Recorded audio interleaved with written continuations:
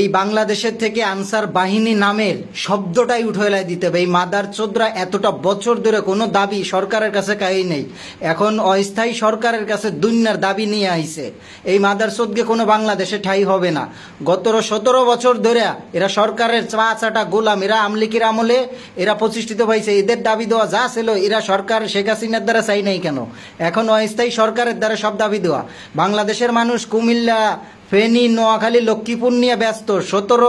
প্রায় 36 লক্ষ মানুষ ঘরবাড়ি ছাড়া, ওইটা নিয়ে। আর এরা ঢাকা শহরেতে আমাদের ছাত্র ভাইদের উপরে হামলা চালাচ্ছে এবং কি সচিবালয় ঘিরাও করে রাখছে, অনেক গাড়ি ঘোড়া ভেঙ্গে লাইতেছে।